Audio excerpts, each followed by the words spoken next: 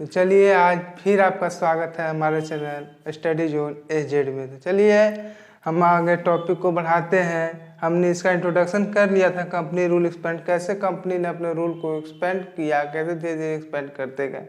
तो अभी हम चलते हैं इसके टॉपिक के बारे में, जो इसका फर्स्ट टॉपिक है Tipu Sultan the tiger of Mysore. आप जैसे कि जानते हैं कि ब्रिटिश लोग जब उनको लगता था कि उनके इकोनॉमिक उनके डिफिट हो सकते हैं, उनको कभी कोई राजा हरा सकता है, तो उस पर वो डायरेक्ट हमला कर देते थे। वही कहानी है मैसूर का। पहले जानते हैं कि मैसूर का राजा कौन थे, कैसे हुआ। तो मैसूर बहुत ही मजबूत हाथों में था।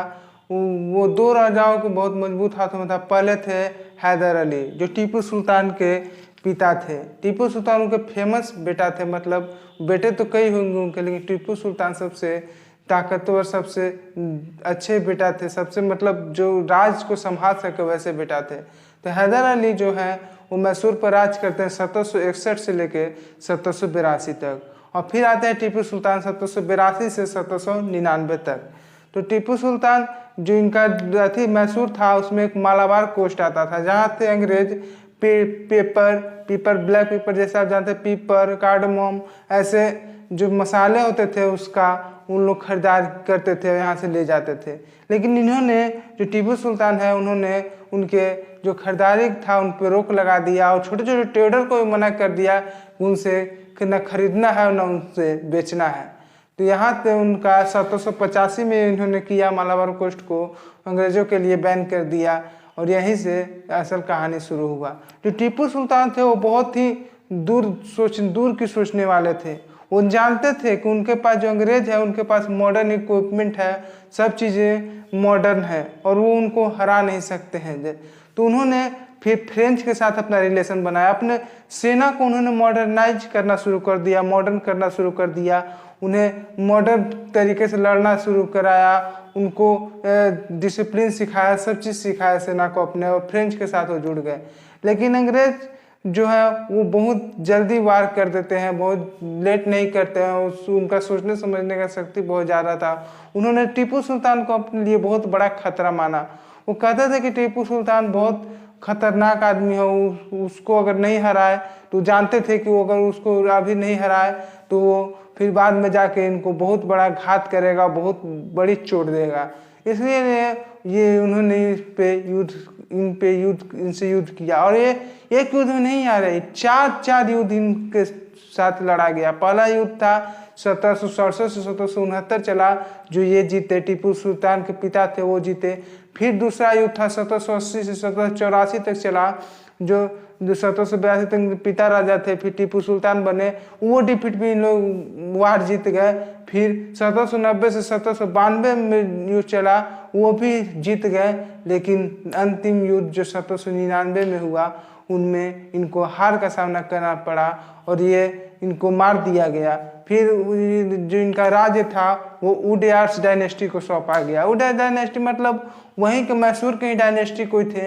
हमने आपको पहले ही बताया था कि यहाँ के लोग राजा बनने के लिए पैसे देते थे, उनका साथ देते थे अंग्रेजों का। फिर राज मिल जाने के बाद अपने उनको भीख में दे दिया जाता था अंग्रेजों के द्वारा। फिर अंग्रेजों ने उनको सब्सिडी अलायंस में किया, जो सब्सिडी अलायंस किया, तो सब्सिडी अलायंस में उन्हें अब शामिल कर लिया। सब्सिडी अलायंस को मतलब क्या, आप हमको पैसा दीजिए, हम आपको सेना का सब्सिडी सेना देंगे, आपको सेना का रख रखाव देंगे, सेना मतलब मेरी सेना रहेगी, आपका राज्य है, आप राज्य चलाइए, ज़्यादा इधर उधर कीजिएगा तो आपको यहाँ तो उठा कर फेंक दिया जाएगा। वो होता है सब्सिडी अलायंस की, आप सिर्फ कठपुतली बन कर रहिए और पूरे राज्य को हम संभालेंगे, सिर्फ राजा कहलाने के लिए है। यह हुआ टाइगर ऑफ मैसूर। मैसूर का टॉपिक खत्म। अब हम आते हैं वार विथ मराठा। एक बात मैंने पहले वीडियो में बताया था कि अंग्रेज लोग जो है वो डायरेक्ट युद्ध नहीं लड़ते थे, वो कभी मराठाज को मारते थे, तो कभी पंजाबियों को मारते थे, कभी सिंधियों को मारते थे, तो एक साथ किसी को नहीं मारे, और लोग हमेशा एक साथ हुए ही नहीं। तो ये भी उसी का अथी है, war with Maratha. War with Maratha जो है, मराठा का हारने का सिलसिला चालू हुआ। पानीपत का जो युद्ध बैटल 3 था, पानीपत का बैटल था, उसमें 1761 में इनकी हार हुई, पहला हार था। फिर दूसरे जो इनका हार शुरू हुआ 82 में पहला अथी हुआ सालाबाई, TTF सालाबाई हुआ। फिर एंग्लो वार हुआ मराठा के साथ 1803 से 1805 तक। फिर 1817 से थर्ड एंग्लो वार हुआ 1817 से 1819 तक। और यहाँ पे पूरा जो कंट्रोल है 1803 से 1805 वाला जो युद्ध हुआ सेकेंड बैटल एंग्लो मराठाज के साथ, उसमें अंग्रेज लोग जीत गए थे।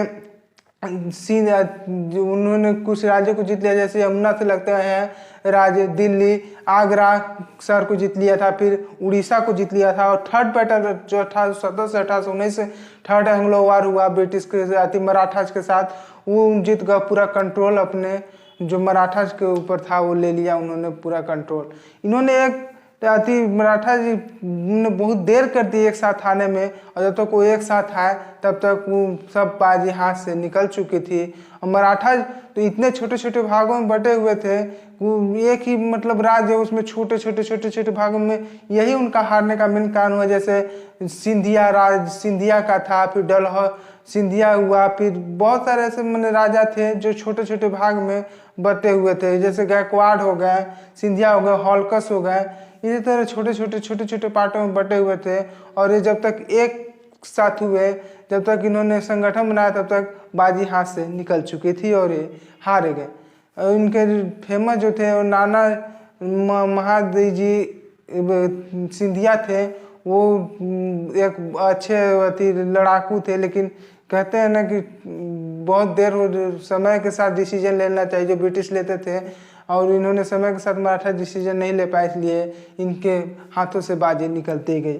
तो ये हो गया वार विथ मराठा। जो आपको पता चला कि सबसे पहले पानीपत के वार में 1761 में हारे, फिर सालाबाई ट्रीटी 1782 में हुआ, फिर 1803 से 1805 में एंग्लो सेकंड मराठा वार हारे, फिर उसमें उड़ीसा से हार गए, फिर 1817 से 1819 में हारे और वो पूरा अपना अस्तित्व खो बैठे।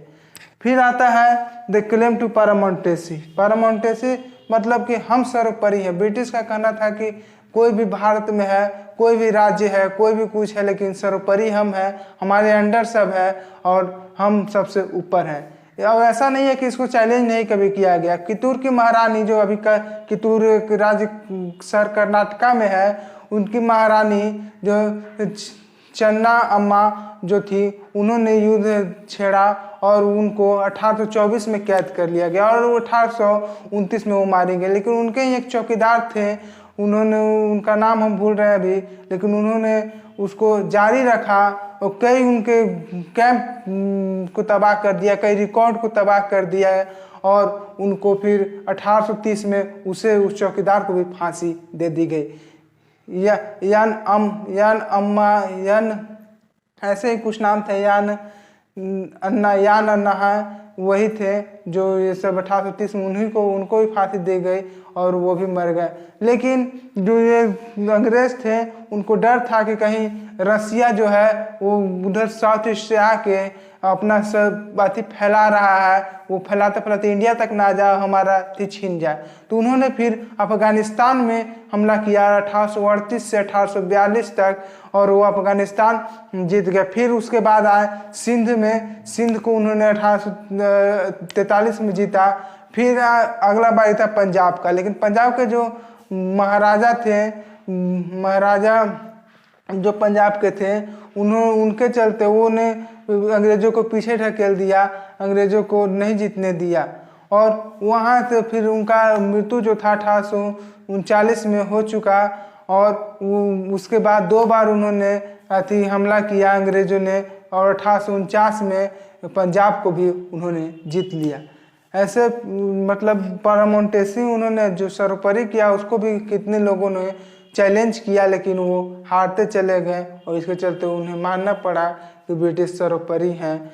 और इससे ये भी टॉपिक ख़त्म होता है। जो उनके महाराजा थे, पंजाब के महाराजा, कुछ नाम था उनका, वो भी हम भूल रहे हैं, लेकिन वो महाराजा 1839 में मारे गए।